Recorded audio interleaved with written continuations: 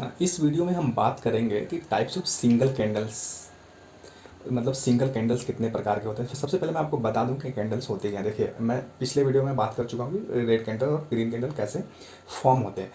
फिर भी मैं एक बार इंट्रोडक्शन दे देता हूँ आपको। जब भी क्लोजिंग जो होती है ना, अगर ओपनिंग से हाई हो तो ग्रीन कैंडल फॉर्म होती है, और जो क्लोजिंग जो है ना, क्लोजिंग अगर ओपनिंग से नीचे होती है ना, मतलब प्राइस की बात कर रहा हूँ, तो हमेशा रेड कैंडल मिलता है। इस पूरे पार्ट को ना यहाँ से लेके यहाँ तक बॉडी बोलते हैं, बॉडी। ठीक है, ये बॉडी हो गया हमारा। इसको हम कई बार शेडो बोलते हैं, कई बार टेल बोलते हैं। ये नीचे वाले को भी कई बार हम टेल बोलते हैं। ये जो कैंडल की जो फॉर्मेशन होती है ना, एक पर्टिकुलर टाइम फ्रेम पे होती है। कहने का मतलब ये, अगर आपने मान सपोज करिए कि चार्ट पे अगर आपने 5 मिनट का टाइम रखा है, तो आपको जो कैंडल्स मिलेंगे ना, वो 5 मिनट के टाइम फ्रेम पे किसी भी स्टॉक में कितना उस 5 मिनट के अंदर हाई गया उस स्टॉक का प्राइस, कितना लो गया उस स्टॉक का प्राइस, और ओपनिंग उस 5 मिनट में क्या थी और क्लोजिंग उस 5 मिनट में क्या रहेगी, ये दिखाता है हमको। अगर हमने टाइम फ्रेम, अगर सपोज करिए हमने हाफ आवर का लगा दिया, तो हाफ आवर में वो दिखाता है कि प्राइस हमारा ओपन कहाँ हुआ था, क्लोज कहाँ हुआ था, उस हाफ एन आवर में हाई कितना मारा और उस हाफ एन आवर में लो कितना मारा। ये हमको ध्यान रखना होता है। कैंडल्स हमेशा टाइम फ्रेम हमको खुद से सेट करना होता है, उस टाइम फ्रेम पे हमारा कैंडल फॉर्मेशन होता है। इसमें जो टाइम है ना, वो टाइम हम अपने मर्ज़ी से कोई भी हम खुद से सेट कर सकते हैं, इवन हम सेकेंड में भी कर सकते हैं।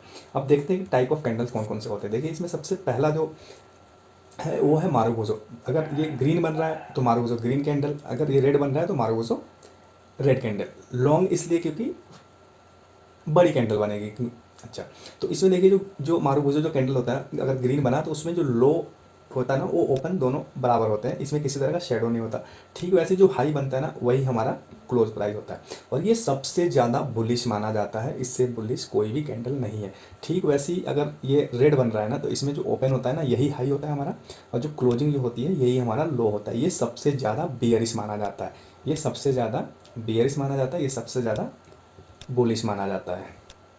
ये ध्यान रखिए आप इसको बोलते हैं मारुगुजो। देखिए, नाम याद रखना ज़्यादा इंपॉर्टेंट नहीं है, कैंडल कैसे फॉर्म हो रही है ये हमको जानना ज़्यादा ज़रूरी है। जब तक हम समझ नहीं पाएंगे कि कैंडल की फॉर्मेशन कैसे हो रही है, हम आगे हमको फिर कैंडल से हमको इंडिकेशन लेना बहुत मुश्किल हो जाएगा कि आगे क्या होने वाला है मार्केट के अंदर। इसके बाद जो सेकंड टाइप ऑफ जो कैंडल आता है ना, वो आता है लॉन्ग ग्रीन कैंडल। इसमें और मारुगुजो में कोई ज़्यादा फ़र्क नहीं है, बस इसमें ये फ़र्क है कि यहाँ पे हमको जो क्लोजिंग और हाई में थोड़ा सा प्राइस की डिफरेंस होती है। ठीक वैसी ओपन और लो में थोड़ा सा प्राइस की डिफरेंस होती है। अगर कैंडल ग्रीन बन रहा है तो उसमें, अगर रेड बनता है तो ओपन और हाई में हल्का सा डिफरेंस होता है प्राइस में उस पर्टिकुलर टाइम फ्रेम में। वैसे क्लोज में और लो में हल्का सा डिफरेंस होता है पर्टिकुलर टाइम फ्रेम में। तो ये भी हमको अच्छा खासा, मतलब मारुगुजो से थोड़ा कम, लेकिन ये भी बहुत ही बुलिश। अगर ग्रीन है तो बहुत ही ज़्यादा बुलिश, अगर रेड है तो बहुत ही ज़्यादा बेयरिश माना जाता है। इसमें जो तीसरे तरह का कैंडल है, ये है लॉन्ग क्लोजिंग बोजो ग्रीन कैंडल, और इसमें अगर रेड बनता है तो लॉन्ग ओपनिंग बोजो रेड कैंडल।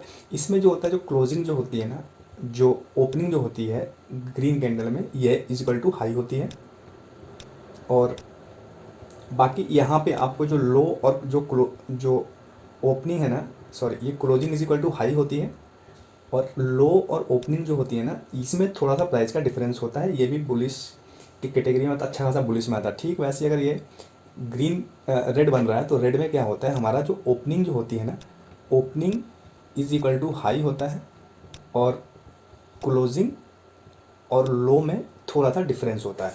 इसके बाद जो नेक्स्ट टाइप ऑफ कैंडल है, ये हमारा लॉन्ग ओपनिंग बोजो green candle and long closing बोजो रेड कैंडल। इसमें क्या डिफरेंस होता है, जो ओपनिंग होती है ना, ये हमारा लो होता है, इसमें नीचे के साइड में किसी तरह का टेल या शेडो नहीं होता, और यहाँ पे जो क्लोजिंग और हाई उस टाइम फ्रेम में जो बना, इसमें थोड़ा सा डिफरेंस होता है। ठीक वैसे ही अगर हमारा कैंडल अगर रेड बन रहा है, तो इस केस में क्या होता है, जो हाई और ओपनिंग, इसमें थोड़ा सा डिफरेंस होता है, और क्लोजिंग इज इक्वल टू हमारा लो होता है। इस चीज़ को हमको ध्यान रखना है। नाम ज़्यादा इंपॉर्टेंट नहीं है, मैं बार बार रिपीट कर रहा हूँ, लेकिन कैंडल कैसे फॉर्म होता है ये जानना हमारे लिए बहुत ही ज़्यादा इंपॉर्टेंट है। क्यों? क्योंकि इनकी कॉम्बिनेशन से फिर हमको आगे मार्केट में प्रिडिक्ट करना पड़ता है कि मार्केट का क्या ट्रेंड रहेगा।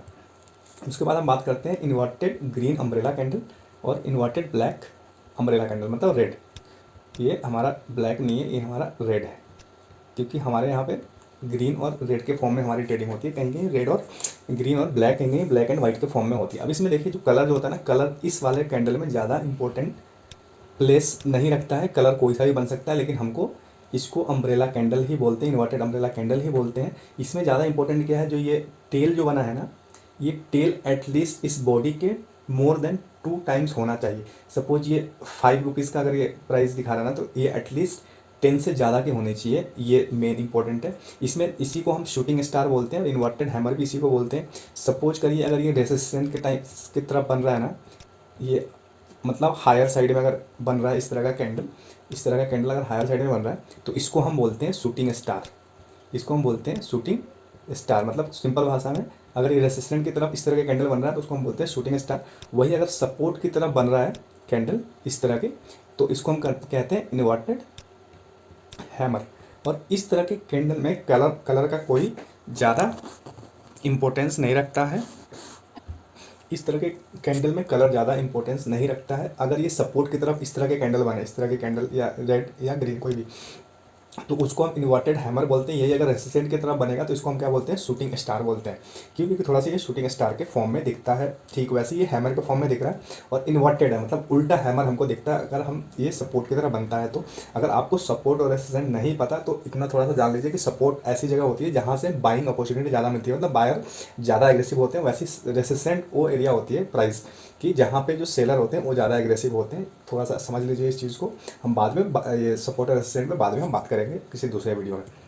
अब हम बात करते हैं ग्रीन अम्ब्रेला कैंडल, ठीक वैसे रेड अम्ब्रेला कैंडल। ये सेम कैंडल है अम्ब्रेला, जो इन्वर्टेड अम्ब्रेला। इसमें भी कलर मैटर नहीं करता, लेकिन ये जो शेड है ना, ये जो शेडो जो है ये एटलीस्ट बॉडी के 2 टाइम्स होना चाहिए। इसमें भी क्या होता है, जब ये रेसिस्टेंट की तरह बनता है तो इसको हम बोलते हैं हैंगिंग मैन।